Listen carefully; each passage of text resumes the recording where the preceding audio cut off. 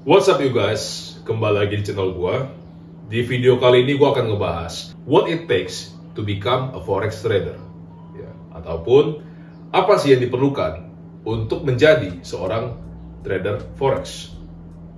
Nah, mungkin kalau kita dengar judul video ini itu langsung kebayang betapa gampang yang menjadi seorang forex trader, yaitu seberapa gampang. Lu hanya perlu pilih broker, deposit, put on your first trade, dan you're a forex trader. Apakah salah? No. Lu seorang forex trader.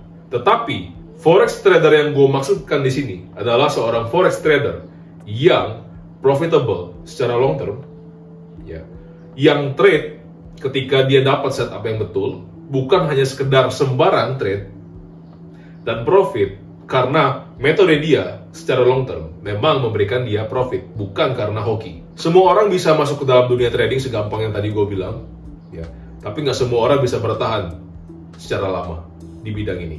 Kalau lu pikir forex trading adalah hal yang gampang, think again. Pikirkan ulang. Kalau memang itu gampang, semua orang itu sudah jadi forex trader, ya. Dan nggak akan ada cerita-cerita sedih di luar sana mengenai orang yang kehilangan uang berapa ratus juta, bahkan sampai MM-an di dalam dunia trading. Kita udah sering dengar bahwa trading itu nggak perlu karyawan, kita nggak perlu stok barang, kita nggak perlu bayar expense. Memang betul, itu salah satu hal yang gue lihat dari trading sendiri. Tetapi kalau memang segampang dan seindah itu, ya, semua orang sudah pasti jadi forex trader. Daripada mereka harus kerja di kantor gitu kan, stuck up in a cubicle, ya, ketik-ketik doang gitu kan, kantornya cuma sekecil ini gitu. Buat apa gitu? Yang harus kalian tahu, forex trading itu bukan untuk orang yang lemah.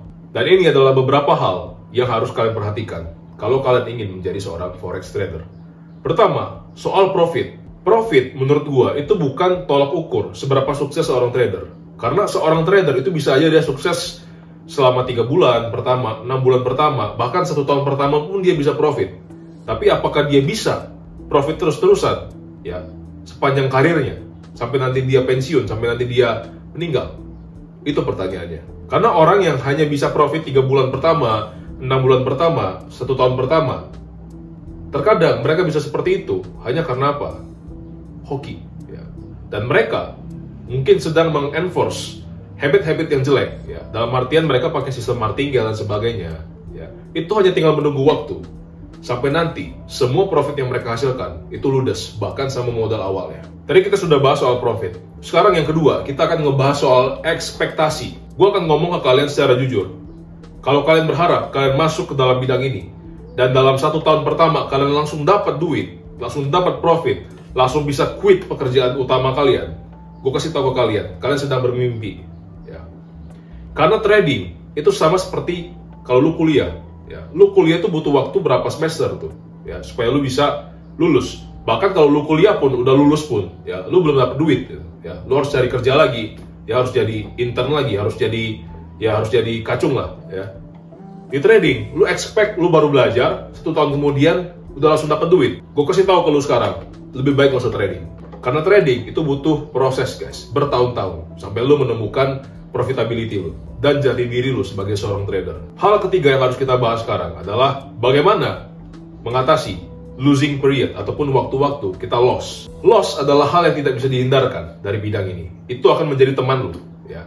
Sepanjang lu trading, lu akan ketemu yang namanya loss. Bagaimana cara gua mengatasi loss ini? Gua melihat long term benefits dari industri trading ini. Gua melihat benefit jangka panjang dari bidang forex ini, ya. Freedom yang tidak pernah didapatkan di bidang lain, ya.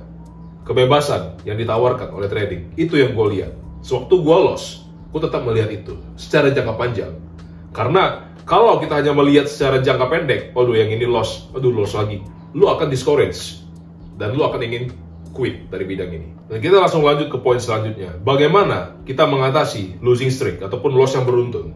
Sama seperti tadi, losing streaks itu nggak akan bisa dihindarkan. Dan bagaimana mindset lu dan sikap lu dalam menghadapi losing streaks? Inilah yang menentukan apakah lu seorang trader yang hebat atau bukan. Karena trader yang hebat itu dibentuk saat mereka sedang mengalami drawdown, bukan saat mereka sedang winning streak. Nah, hal selanjutnya yang menarik dari trading adalah ROI dari trading ataupun return on investment dari trading. Gue belum pernah ketemu ROI yang sebagus bidang trading kalau lu punya skill yang tepat. Kenapa? Zaman sekarang, kita punya yang namanya Profirm. Ya. Dengan let's say lu modal $100, lu bisa mengelola akun $10.000 kalau lu berhasil. Ya. Kalau lu punya skill yang tepat. Nah itu ROI-nya berarti berapa? Ya. Udah berlipat-lipat guys. Jadi gue belum pernah ketemu ROI segede trading.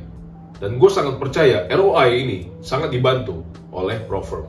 Dan nanti ketika kita sudah punya personal account yang gede pun, kita punya leverage. Jadi ROI dari trading, for me, it's very worth it. Dan selanjutnya yang harus gue bahas juga, lu harus terobsesi dengan trading. Setiap hal yang lu lakukan itu harus ada hubungan dengan trading. Kenapa? Karena gue pun kayak gitu dulu. Ya, bahkan sampai sekarang, ketika gue udah profitable, ya, gue masih obses banget dengan trading. Because I want to be the best trader. Ya. Murid-murid gue mungkin tidur jam 8, jam 9, jam 10 malam. Gue tuh sampai subuh guys, selalu gue sampai subuh. Kenapa? Gue backtest market lagi. Ya.